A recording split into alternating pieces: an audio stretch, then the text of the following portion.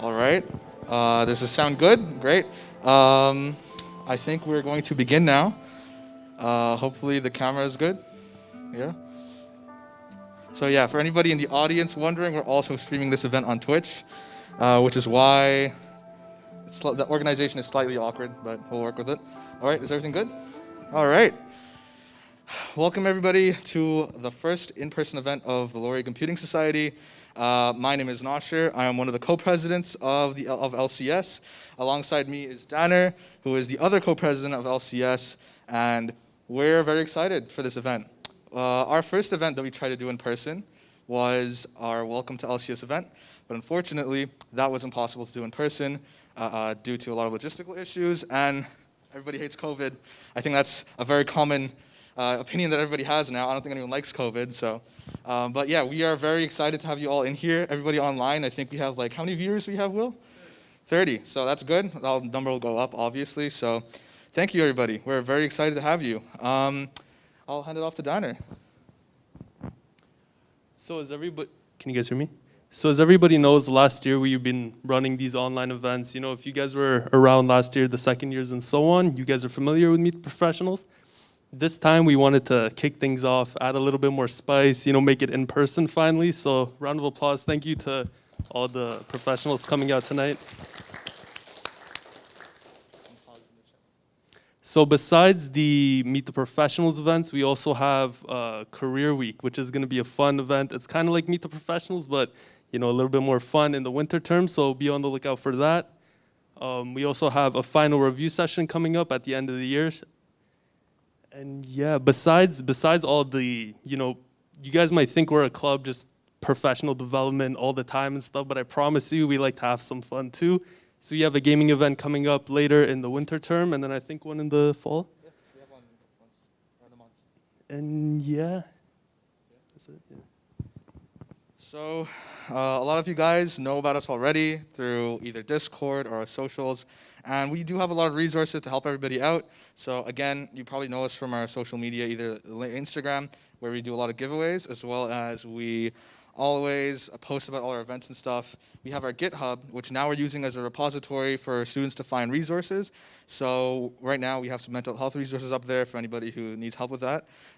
We'll also have other resources there in the future, so check that out. It's also a good way to start learning about Git, because computer science, Git kind of go together. But yeah, the last thing is our Discord server, which I think has the biggest history. Our Discord server has been around for now more than half a decade, I think, like 6 years. And it's been a great resource for everybody. It has channels for every single course that exists under the computer science and math umbrella. And it's where a lot of the exec team actually met, and where other people that I know personally have met other people and have made friends. So especially all the people here who are first or second year, you guys didn't have an in-person experience, obviously, up until now. So the Discord server is a great place to find people to talk to and make friends. But I think that's enough of the introduction that we were supposed to script, but we didn't. I'll hand it off to Samit, and she'll kick us off with the event. So thank you, everybody. Thank you, speakers, for coming out once again. Really appreciate it. Here you go.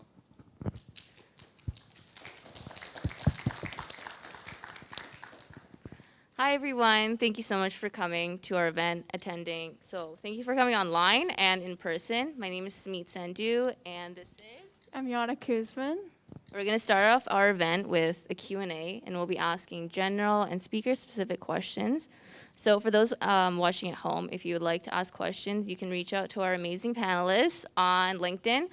And we'll be ending our Q&A around 7:30, and then we'll be moving on to the networking portion of our event. So let's get started. Okay. So I want to start off with everyone describing what their jobs are like. So could you start us off, Benjamin? So I'm Ben. I work at Google as a software developer on Gmail. I work not directly on the product, but on what's called EngProd, which is a role where you develop tooling and code for other developers in the company to use. My customers are my coworkers, so I make tools that allow my coworkers to be more productive at their jobs and I really love that. Yeah. All right, that's amazing. Could you start us off next, Yannick? Yeah. Yeah, I work as a DevOps developer at IBM. I work on cloud. I usually at the pipeline team. So if you guys are familiar with CI and CD pipelines, I kind of support that with my team at IBM. A lot of automation and whipping up new cluster regions. That's something that's been on the horizon for my team. So I'll be doing a lot of building pipelines that people need, as well as setting up things that our customers will need in the future. But yeah. Okay, cool. Harry, can you start us off next? Yeah, so my name's Harry. I am a solutions engineer at Geotab, and Geotab is basically a fleet management company, an IoT company. So what that means is they have these devices that they plug into vehicles, and that sends out data to the cloud, which can be like fuel data, GPS data, like any other kind of engine measurements. Like those are kind of sent to the cloud for like connected vehicles. And so my role as a solutions engineer is really working with strategic accounts. So it's a very customer-facing role rather than a dev role, like a typical, like a, I guess, like a typical career out of CS. Like solutions engineering is a bit more customer-facing, and so that basically means like you're like the main point of contact for any technical integrations, any technical questions that they have. When you're going to sales, like sales meetings, you're basically the technical SME of the product, and so you have to help sell and understand what the client problems are and how you can basically apply our products to solve them. So yeah, that's a bit about the role. Okay, so Stephanie, could you go next and tell us all about your job? Hi, I'm Steph. I work at D2L as a software developer for the customizations team. So basically, what we do is a customer comes to us, say, we really like your software, but there's a functionality or tool that would really help us, and we would be our tipping point to choose Brightspace. Basically, what the customer wants, they talk with a manager or a connection between us and decide what they want, and my team implements it. Yeah. Okay, so now that the audience has gotten to know you guys, I want to move on to some general questions. So Harry, you're the first one to ask question to. So after being in the tech field for quite some time, what do you think the outlook is for the general computer science industry? Well, I think. Yeah. So I would say, well, the outlook is pretty bright. That's the obvious answer with, tech being so prominent and a lot of people switching into tech. So I studied business and computer science at Laurier. It was like a double degree program, and I was actually, using my co-op terms to kind of understand where I wanted to be. So I was actually more business focused, really, in my co-op terms, and I started full time as a consultant at KPMG, which was a little bit of a mix of business and comp sci. But now I'm like a lot more, technical in a tech role at Geotab. And so in terms of the outlook, I would say, there's a lot of different career paths, a lot of different opportunities for people to explore. I'd say like AI is definitely a big thing that everyone's asking for in pretty much any application. So I'd say, even for us, how that kind of applies to us at Geotab, like a lot of customers will say, okay, we want to add some sort of like advanced data analytics on all this data we're collecting from our vehicles. How do we predict like maintenance? How do we predict like safety incidents? Yeah, so I'd say AI is probably like the biggest driver in the industry right now. Okay. So just to expand a bit more on that, so now that you're talking about AI, what field of CS do you see being the most successful right now as well as in the future? So you could go talking about data science, software, cybersecurity, cloud computing, or whatever you think. Yeah, so I'd say, all of the above, really. Like, I think I'm seeing a lot of opportunity in all those areas, but I'd say, like, the data science field has been growing quite rapidly, and a lot of different roles within that, right? Like, it doesn't have to be just machine learning. Like, there's, like, the data engineering side, like the ETL side, and then the data visualization side. So, there's a lot of different elements within that. But really, I think you want to understand where your strengths are, where your passions are, like what do you enjoy doing on a day-to-day basis, and then kind of see what are the different opportunities there, and don't be, I guess like just be open for different opportunities.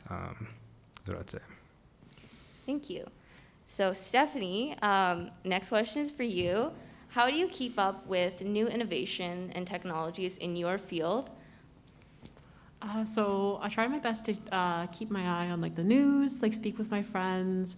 There's like cool websites such as like Hacker News. You can like read into what's going on in the community. Really read into like different like upcoming like frameworks that are coming out. Speaking about that with groups of people online. There's a lot of cool resources online. Just basically Google's your friend in the end. So just to expand onto that, what do you see as some of the major issues and trends in your field specifically today? Something specifically, not only in like educational software, but like in like a broad sense in technology is like security. It's so easy to like miss that one like little back door. And there's so many laws, and it's so important to keep users and customers' data, sensitive data protected.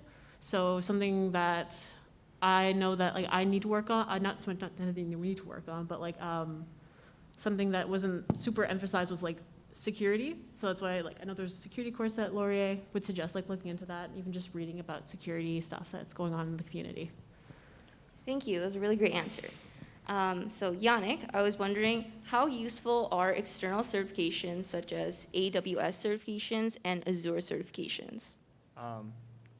Pretty good question. I actually don't have either of these certifications. I find that if you're going to be working on maybe like Azure or AWS, those certifications are more going to help you set up kind of that environment. But if you're going to try and get a job in one of those cloud services, you don't actually need to know how to set it up. They'll teach you on the job. They'll train you to how to improve on the platform, not actually set up a platform for a client. Okay, thank you. Now I'm going to pass it on to Yana to ask you guys some more questions. Yeah, so we're going to switch more to what you guys are doing currently. This one's for Ben. Now that you've reached a certain point in your career, you've done a couple of job placements, do you still have time for personal projects? So I never understood. I was always a big pusher for like personal projects and like side projects and stuff, and I never really understood why my like older friends who had full-time jobs and stuff didn't really do much outside of work. And I get it now. At 5 p.m., I don't really want to code, if I'm being honest. It's not like I don't have a passion for it. It's just I don't want to be doing what I've been doing the entire day. So my side projects are more unrelated to what I do at work. Like right now, I'm really interested in like smart home stuff and like automation, like smart home automation, smart lights, that stuff. I'm also interested in like 3D printers and stuff. So I try to make my side projects very different to what I do during the day to keep it fresh because doing the same thing it's not fun. Yeah, that totally makes sense. Now for Stephanie, what tools and technologies are you using in your current field of work? So this kind of goes to your last question. Yeah, so a lot of different IDEs depending on what we work with. So Visual Studio and Visual Studio Code. Work with different languages such as C#, React, an XML code behind kind of framework, as well as Lit component development, which is like built off of from Google, which is pretty cool. We also, like at my old job, we worked with servers a lot, so I worked a lot with Microsoft servers, some different softwares used to like help debug problems, such as like Bear Grip, and a lot of different softwares make your life easier, basically. And then relating to that, like with those technologies, what would you recommend for a student like our age so they could get started? Like maybe what kind of resources? So a lot of time, both of the jobs I've had so far, I've worked with Visual Studio as well as Visual Studio Code. Very nice. Visual Studio Code is free. and it is nice. So you're gonna get that like jump start on like the little things that make your life easier later on. The cool thing about that is that they have some great documentation online, as easy as just Googling your problem, and most of the time you'll find your answer. So it's kind of similar to what we were saying previously, Google's your friend. Right. Okay, thank you. Now to Harry, you kind of talked about this before with your interest in business, but aside from your current field in STEM, what other fields are you involved in to build your skill set? To build my skill set, I'd say honestly, well, in terms of on-the-job skill set, there's a lot I learn like from my peers. Really, kind of like alluding to what Ben was saying as well, and Yannick. You know, a lot of the training you really need to do for the job is really going to be on the job. Like people that you're working with are gonna kind of be able to help you. You're gonna have resources and documentation and stuff like that. But in terms of areas of like other areas, I guess, I don't know. I'm also interested in like smart home stuff. So I'd say, so I have like a Raspberry Pi, and I'll do a little bit of like mini projects with like LEDs and like, you know, displays and stuff like that, and try to make like smart home stuff. So I mean, like honestly, I really like applying myself rather than just learning. I think that's like a key, like, you know, to Ben's point with like personal projects, like just knowing what the outcome is that you really want, and then figuring out all the tools to kind of get there. Like that's, I feel like, the best way to like really learn and assimilate the knowledge rather than just kind of getting the knowledge thrown at you, not kind of you know, shitting on school, but like I'm just saying, like in general, like more application-based projects, I think is gonna help you learn whatever your skill set you're trying to go for. Right. Okay, thank you. And then last thing in current activities for Yannick, what other maybe projects or activities did you do during school that or university that helped you in your career progression? Like when you look back, you're like, oh, this is really helpful. Yeah, I guess I did a lot of projects that weren't really related to DevOps. I don't find like you can't really do DevOps projects at home, but I found that like just going out there and trying something new, such as like building a website. I built a portfolio website. I also uploaded a few pictures, made it pretty. That was a lot of fun. And it also gave me something to kind of market myself when I applied for jobs. I was able to plug in just my link. And whether it actually helped or not, I'm not really sure. But after building it, I got a few other, like a bit more interviews when I applied.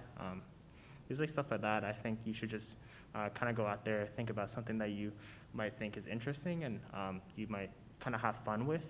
You should try and do those things rather than force yourself to do something that you think is going to get you a job.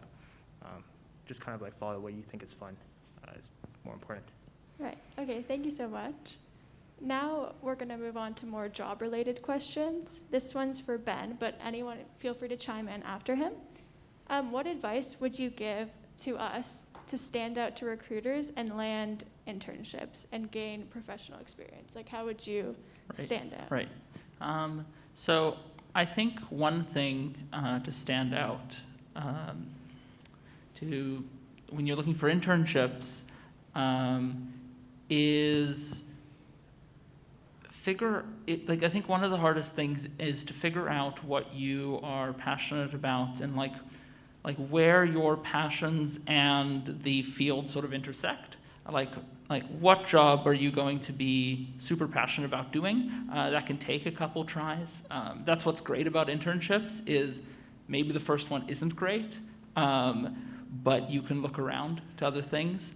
I think the technical skills are important, but the soft skills are just as important, I would say, especially when they're looking at like an intern. They know you don't have all the technical skills, right? You're still in school, like they're not hiring you for full time, but they want to see, are you sociable? Can you work in an office with other, I mean, maybe not in an office anymore, but like, can you work with a team? Can you collaborate? Can you ask for help when needed? They want to see that you can be a contributing member of a team, not just a single coder working away on your own, because that isn't really a thing. Anyone Yeah. else, feel free. Yeah, I think I want to add on that a little bit. I know like you can build all these skill sets before the job and before applying for it.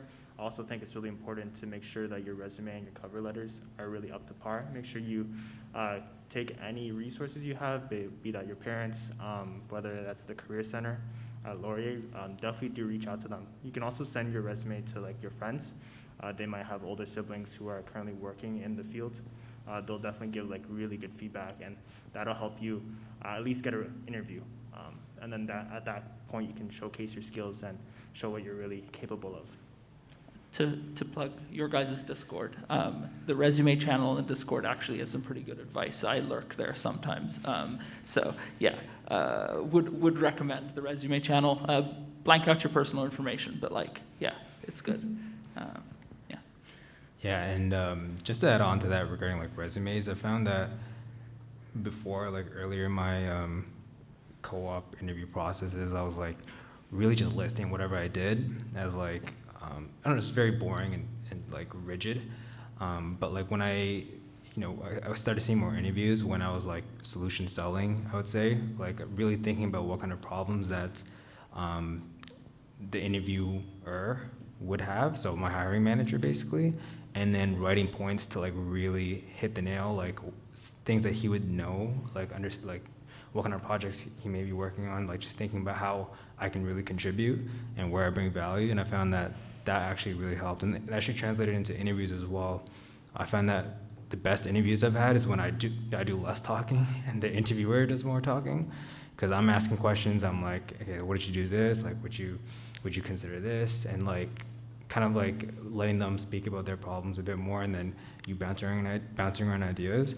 I found that helped quite a bit as well. So really just be more empathetic, I guess, with your interviewer or hiring manager or recruiter, whatever it may be, and then tailoring your answers, with that kind of attitude.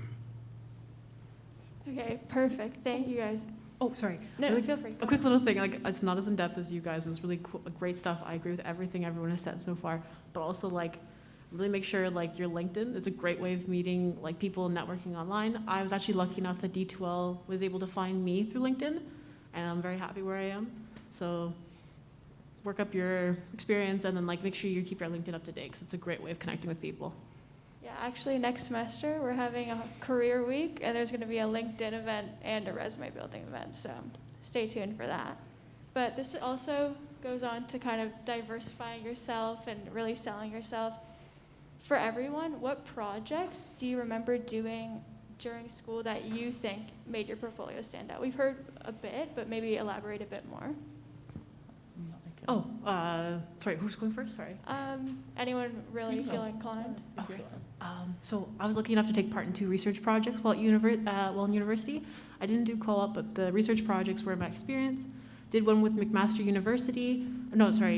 Hospital to help create an application, which was like a source of information for parents who have children with congenital adrenal hyperplasia, as well as an application for Laurier itself to have kind of like an online office hour, something similar to Teams, but like different. But yeah, that was a really cool experience. Got my feet wet in like development for both of them, and yeah. The one course or project/course that while I was in university I thought was a little dumb, but afterwards like definitely really helped was software engineering. I think it was 3rd year, right? It's like the massive project, like the massive team project, group project. It can, at the time, it can seem kind of chaotic. At least it was when I did, like when I took the course. But that was really a taste of how to effectively or ineffectively work in a team. And I mean, like, anyway, okay, it's still working. So how to effectively or ineffectively work in a team, and it really prepared me for working in a team like post graduation. So yeah, definitely take advantage of that course. Okay, thank you so much. Those projects sound like they help you a lot when you're looking for jobs. Now, this one will go to Stephanie, but anyone else after, feel free. You guys talked about this a bit, but how much of your work when you got to your job that you're currently in did you have to teach yourself like on the job, and how much could you actually prepare for? How much was I properly prepared for? So you learn some of the basics of like coding in university, but then a lot of it ends up being domain specific. So like the way you do things in university may be different than the way you do things at work. Different companies have different coding strategies and techniques, ways of naming things. So like if like a percentage, I guess, like maybe I was like 40% ready and then like 60% on the job kind of. It's like school is important and helpful, but like domain specific stuff is like very important as well. I would say like just to be maybe a bit more specific to like big tech, you will not know anything about what they're doing before you're at the company. Especially with like bigger or older tech companies, their stack is homegrown, almost 100%. Everything. Their web frameworks, their testing frameworks, their CI/CD. Because especially if you're at a company that has been around for more than like 10 years, like a tech-focused company, it's been around for more than 10 years, they've existed longer than a lot of these stacks, right? So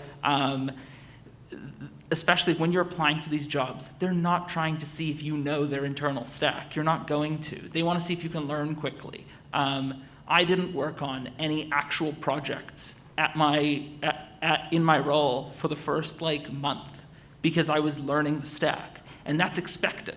Especially like at bigger tech companies, that is an expected time this is going to take like a month or two to ramp up on the internal tools that you'll have to learn at the company. I think it is still important to learn like the latest tech and stuff, not for the sake of the tech, but for the sake of the practice of learning, of getting up to speed on things quickly, because that's a really valuable skill to be able to like see a new framework and get up to speed quickly on it. Okay, cool, thank you. Now, this question is kind of a big one, so I'd like maybe all of you to answer. Have you ever run into roadblocks throughout your career, like since you graduated or during co-op? And how did you overcome them? Yannick, would you like to start? Yeah, I guess. I guess like a kind of like a roadblock that I kind of faced was right after graduation, I wasn't really applying, or before graduation, I wasn't really applying for jobs. I know it was very difficult with COVID. I know a lot of my cohorts had a hard time getting a job. The important part when you kind of get like a roadblock and you're kind of not seeing the light at the end of the tunnel is to make sure you just keep working at it. Like you don't always have to be applying for jobs. I know it can be a bit brain numbing. Take your time off, go do something fun, maybe more skill related, like go do some coding challenges, go do work on some projects that'll re-inspire your search for a job. After a while on working on those things, I was like, oh, I'm really motivated again, and that really put me out there, and I put a lot more effort on my resume and my cover letter every time I applied for a job, and I was able to, obviously got a job at the end of it, which is great. Yeah, I'd say it's not really the STEM related necessarily, but like when I was more like business focused and one of my co-ops, I was like really dead set. I wanted to be in consulting, and that was it. Like I was gonna take no for an answer. So I was like, listening to podcasts every day, and like, on my commutes to work, and I'm like trying to network with all these people in consulting, but I wasn't getting the job. I didn't have that kind of experience, and so one of my co-op terms was at RBC in asset management, so more finance, and I a little frustrated. I was like, there are times when it's like busy. There's like a lot of times it's just dead, and there wasn't any work, and I was like, I'm not really learning. Like, what do I do? But I realized I was downtown Toronto. I was, at RBC, which has like 80,000 employees or something. And so I was just messaging all these people and like learning about what they did.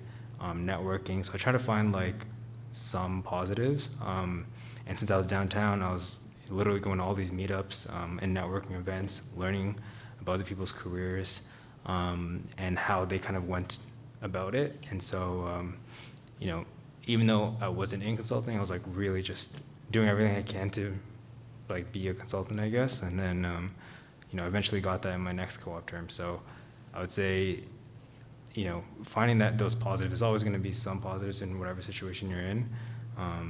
So it's just a matter of how you approach it, I think.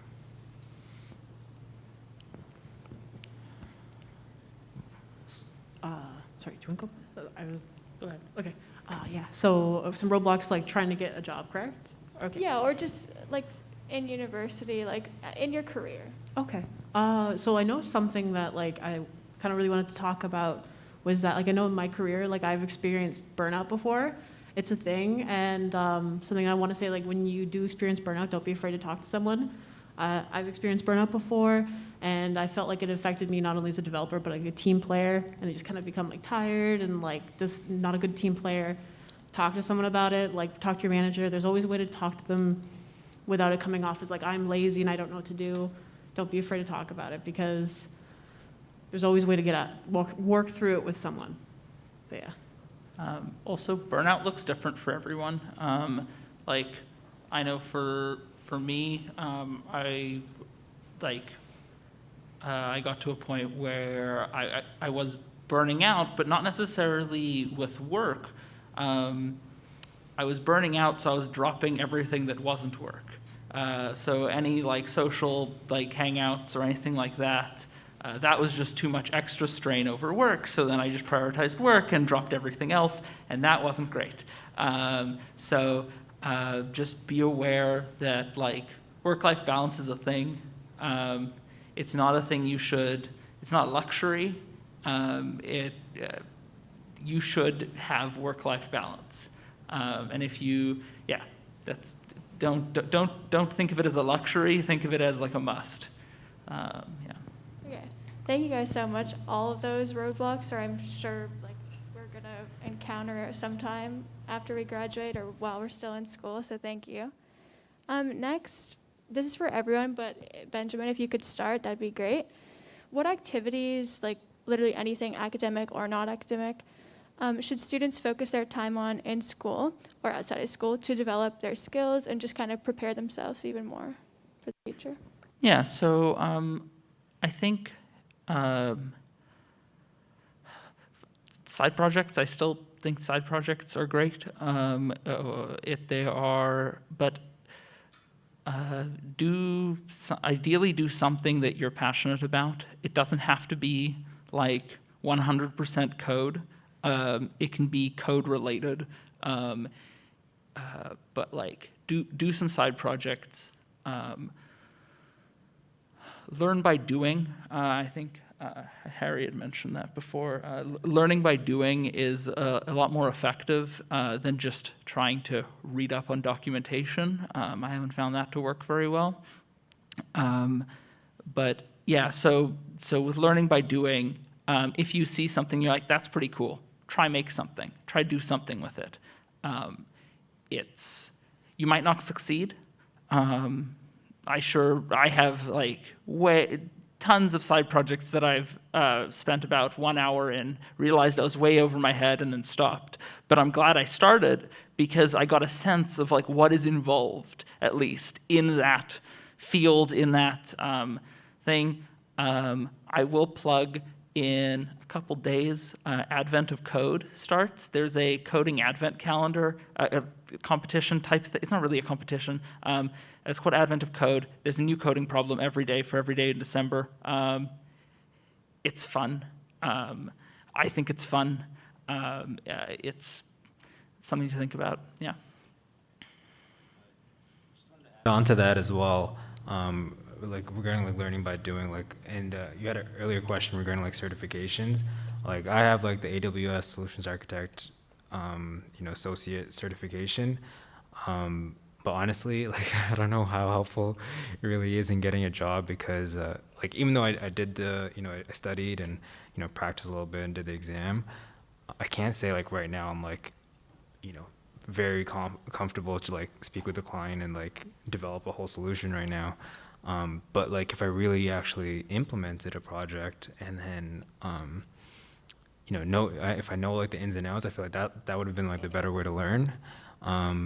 And also, I guess like going back to that question, something that we kind of discussed just before the panel was, certifications are really good for like client facing or customer facing kind of roles. So like a role like mine, so I'm a solutions engineer, like that equivalent at, AWS. I feel like for that kind of role, it'd be pretty good to have like a solutions architect certification to show that you kind of know at least the breadth of what's possible on AWS.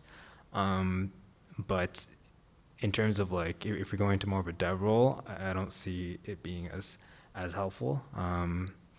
And also like some of those roles are really like experience is really what they're looking for. Like, solutions architects typically like a pretty senior role for most companies. So I mean, like you can have, the certification, but at the end of the day, you need to be able to speak to some experience. So also just kind of getting your foot in the door, developing something, like side projects, learning by doing, and then getting that certification afterwards. I think that'd be the best way to go.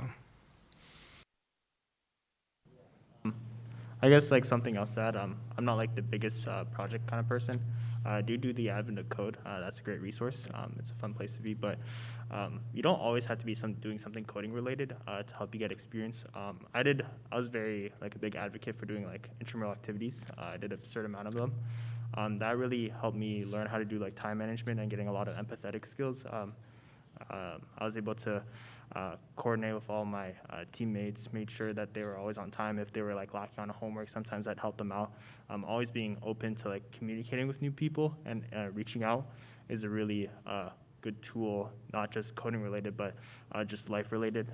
Always be open to talking to somebody else and learning from them and being welcoming. It's good. Hello? Oh, sorry, I was too far away. I agree with what everyone said, but like kind of building off what Yannick said, like taking part in like things like now it's the Laureate Computing Society, it used to be Phi Society when we were here, like works on the soft skills that we spoke about that are also important, like being able to communicate with like the people that are coming in, or like this great opportunities, the networking opportunities and such. But yeah, like the soft skills are also important, but the little projects like that and like Advent of Code, I'm also very excited about. But yeah, adding on to that. Full. I'm going to pass it over to Sumit now. All right, guys. So, Yannick, this is for you. What would you say is the most significant difference between DevOps and development? I guess DevOps is pretty vague of a role. DevOps can be solely development work, where you're just automating things. It can also just be kind of like a site reliability, where you're the person who's always being pinged when things go wrong. So in that case, it could be very different. But I do something that's more like dev related, so I'll code a lot more. I do a lot of automation, like versus like I did a lot of test automation, I guess, was my co-op terms, versus my DevOps automation is not all that different. Building test cases versus building a repeatable tool that clients use, or well, I guess my teammates use, is not all that different. So, yeah. So Harry, this next question is for you. What programs do you often use in your work, and what programs do you recommend learning before graduating? So I'd say what I usually use is JavaScript. We have like an API. So again, like I was saying, I'm a solutions engineer, so it's not really dev. It's more, I guess the technical side of it would be like integrating with other systems. And so we would want to like use our open API platform to integrate with other like customers, other kind of systems. And so understanding the technical architecture, I think, between how those two systems should be kind of communicating, that's really more of like my technical side of it. I don't do a lot of like dev work. It's really more like SQL, if If anything, we're like just doing like simple like scripts. So in Python, those are really like the main things that I usually use. But again, it's more like conversations. I'd say like a lot of meetings and really just trying to understand, translating like those business problems to like a solution that we can kind of implement. That's more of what I would say I do. So maybe someone else could speak to it. I can maybe add one thing. I think it's really important to be flexible. Don't be stuck on one IDE, one tool. Like you love VS Code, or you love Vim, or you love Atom, or whatever. Or like, don't be stuck on one thing. Be flexible. The company you go to is going to have their own best practices or their own way of doing things. You can influence the culture, sure, but it's really important to be able to work effectively with any tool and be able to learn those tools. So the more different tools you can pick up and know, the better, I would say. Don't get into a rut where you say, I love VS Code and I refuse to use any other editor except for VS Code because I'm stubborn. And your employer's not going to take that as an answer. Okay, thank you. So this next question is for Stephanie. So given the high volume of graduates seeking a software developer title, did you find the job application process really competitive? I looked for a bit. It could be quite competitive depending on like what areas you look in. Actually, in general, honestly,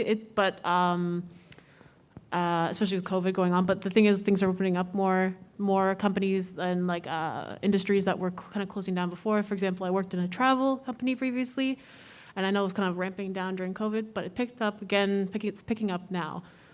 So more companies are looking, but when I was looking, it was okay, but it was just pre-COVID. So yeah, there's more people coming out, but with COVID kind of getting a little bit better, it's kind of ramping up again.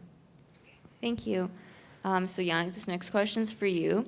What tools or languages are commonly used in DevOps projects? Yeah, I guess that varies. I had 2 different roles in DevOps. My first one was at Manulife. I was doing a lot of Jenkins, building pipelines, so that's coding in Groovy. Obviously, you use your Git stuff and whatever else you can. I guess some things that overlap would be like webhooks. If you're able to like do curl commands and integrate a webhook for whenever your Git push is happening, you can always run a CI pipeline, and then all the other different kind of ways to build the pipeline will accept it. It really like varies depending on what you need. I know if I have a new task that might be, I guess like scanning the Kubernetes pods. That's kind of a thing. You kind of learn how to use Kubernetes and then you automate it. It really, there's no really one way to do it. It's pretty much just scripting and then making sure everything can kind of connect onto one platform and then making it run. Yeah, I can't say it's the same every time. Okay, thank you. It's really interesting. I didn't know it was different every time. So this next question is for Benjamin. How often do developers talk to end customers? So my role is interesting because I work in a role called EngProd, engineering productivity.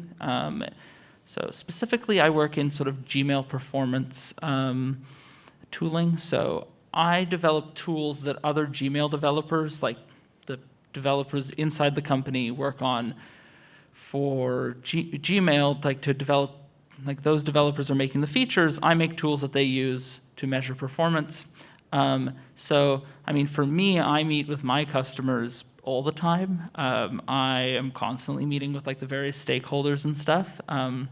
But it's a little bit different because they're within the same company. The one thing I will say is when I was in university, I didn't really even know these roles existed, where you can write code for where your customers are within the same company as you. And that totally exists in a bunch of companies. And I find those are the best customers to work with because they're the most understanding one, but also you can understand what they need a lot better, or at least I have an easier time understanding what they need because they're my coworkers. So, yeah. Thank you. So Yannick, this next question is for you. What soft skills are critical to DevOps in everyday projects? Good question. I guess you need to be, having good soft skills is something that's important in any role. In kind of my company, I just need to be really easygoing and making sure I know how to keep up with my tasks, being aware of what's going on within the team and what might be happening. I know with my company, there's a lot of time management and keeping track of various statuses. I know we have like freeze periods. I know that my coworkers might be deploying something new, and if I need the help to integrate something that they built, I really need to be flexible. I can't always be stuck working on one thing. You need to kind of jump around and do the next task that's available, and then whenever they're free, you go back. So I guess being able to keep track of multiple things is really important. Thank you. So Harry, this next question is for you. When and where did you learn about a career in solutions engineering? Because when I first saw your job, I honestly hadn't heard about it, so I'd honestly like to know, how did you find out about it? Yeah, no, I honestly found it pretty late too. Like, I was like, I don't know, I always had this vision, like I was saying earlier, about being more customer facing. Not really sales, but like in a consulting type of role. And so I was like, okay, that's got to be business, right? And so that's what I was doing. But then like I really kind of understood there's a lot more technical roles that are also kind of customer facing. And I was like, man, that's a sweet spot right there. Like that's kind of what I wanted to do. And so, you know, a lot of B2B companies, I'd say, have these kind of solutions engineer type roles. And it's especially because you know, customers have their own specific requirements, especially if they're strategic customers, like very important to the company. You need to give them kind of like a white glove treatment. You know, you need to be able to understand their pain points, like be customer obsessed, like really understand the problems that they don't even realize they may have, and then you know, like basically try to find that technical solution for them. So yeah, I'd say like, you know, soon after graduation, really, I kind of, you know, kind of knew that solutions engineering was kind of like a thing that I was interested in. So when applied. Okay, so I have one more question left for Ben before we move on to questions from the audience. So what are some resources you would recommend for preparing for whiteboard sessions during an interview? Yeah, so, I mean, LeetCode is, it sucks, but it's the only way. Okay. It's, yeah, so LeetCode's important. But what I would say is once you have your base from LeetCode and you've done that, practice with a friend or some friends, asking each other interview questions and actually whiteboarding them out or on your computer or however you're going to do it, but like simulate the interview environment. I found one of the biggest hurdles for me was not that I didn't know the answer, was that I got into the interview and the nerves got the best of me and I forgot the answer. And I forgot all the things. Like I remember one interview and I got halfway through and I realized, and I got like almost all the way through and I was like, wait a second, this is a tree. And I didn't even realize it up until that point because I was too nervous. And I wasn't really paying attention because I was too nervous about the whole interview. So what I would say is if you can sit down with a friend and like mock interview each other, that really helped me, and I think that really helps in general. That's honestly some really great advice. I'm definitely going to try that out. So I'm going to pass it on to Will to ask you guys some more questions. Hey everyone. Oh, gee. So I'm going to ask some questions on behalf of our lovely chat. So the first one, which I'm sure is one we all want to know, is did you guys have a favorite prof in Laurier CS, and if so, who? Can I say retrospectively, Zima? During university, sure, Zima's intense, but retrospectively, like those are the courses I remember the most from, and like that were the most useful, that I learned the most, in my opinion. So like, maybe like best is an interesting word to use, but like in most effective, yes. Yeah, and it was like very predictable knowing what the way Zima teaches. So every time you got to a new course, you could kind of like optimize the way you're learning. So you kind of just got used to him, and I guess eventually that becomes the best prof for you. Yeah, I actually agree. Like, I'd say Zima's probably like my most memorable lectures. Like he also taught like important courses.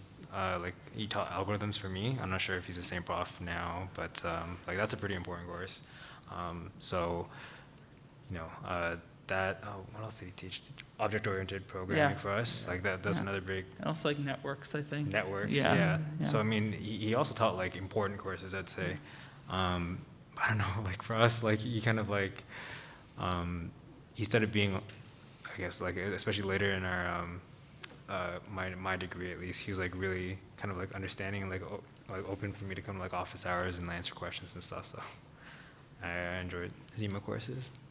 I agree. Like Zima, like I know he can come off as a little scary sometimes, but he warms up in fourth year, I promise. But also, you guys don't know, you might not know her, but in my second year, we had Nora Znotnis. Yes, she was amazing. A queen, amazing. And also Brown was also cool. I'm not Oh sure. yeah, if he's David running- Brown. I don't know if he still teaches the labs and stuff. He is, I would say, in terms of like best as like I want to be's friend. Yeah, David Brown. Yeah. He's not man. OG. All right, well, you heard it here. Appreciate Zima while you can. Our next question here is to Ben, but I'm sure if any of you guys also took software engineering, what was your project in software engineering, and what was the biggest skill that kind of translated from soft eng into your work life? So I think for SoftEng, we made a distributed chat app using Bluetooth Low Energy that like a mesh networking chat app to use in the classroom if like the Wi-Fi sucks, because the Wi-Fi sucks. Yeah, I think the most difficult thing is we definitely bit off more than we could chew. We barely knew anything, and we thought we could make a distributed chat app. So that was fun. I don't even know if we actually finished it. Yannick, you were in the group. You guys were in the group, right? Yeah, we're in the group. Well, not Stephanie. Not I was in- Stephanie, I but think you it was guys a were in the different I don't know term. if we even did it work? It only worked, I think, for Android to Android.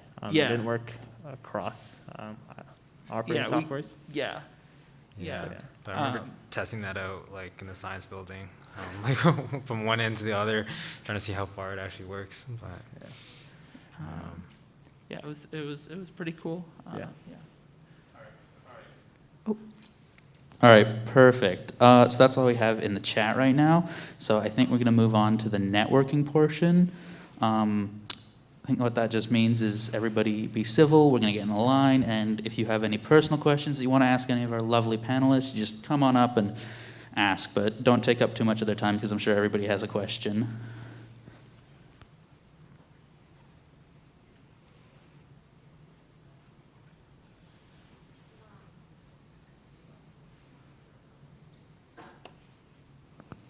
Hello? Can you guys hear me? Okay.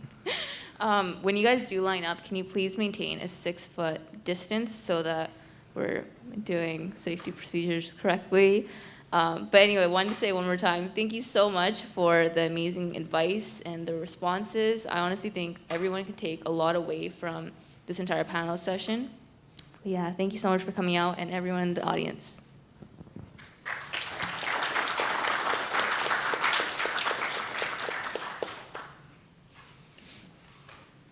So yeah, you guys don't have to sit there awkwardly. You're like free to walk around, grab some food, chat with our panelists. Everybody who's watching online, thank you. We can take some questions from the Twitch chat as well and like ask them from the speakers. But yeah, thank you guys for coming. We hit like 80, 90, nearly 100 attendance in total, so that's been very great. But yeah, thank you.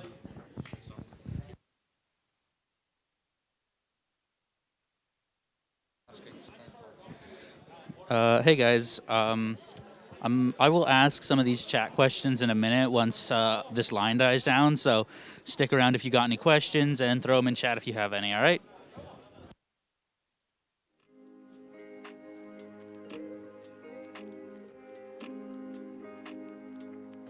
Yeah.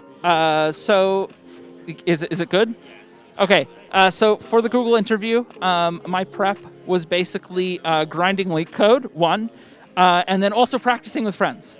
And like, I know I'm saying that over and over again, but like that helped me a ton. Like I found that I performed way better in the interviews. Also, when you're doing like technical interviews, especially like Google or bigger tech companies, talk through what you're thinking at all times, even if you think it's trivial.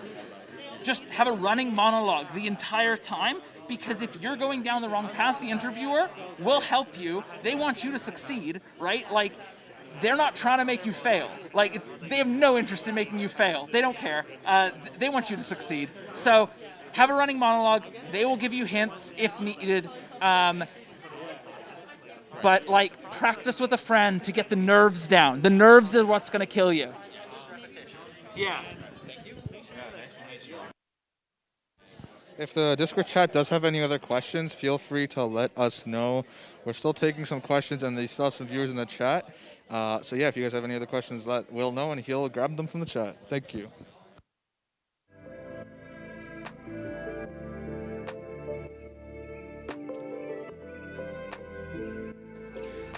All right, we're going to end the stream. Thank you, everybody, for coming out, if anybody's still there. I hope you all enjoyed, and we hope to see you at our next event, which will be how to participate in a hackathon, which is next Friday. So hope everybody enjoyed, and have a nice night.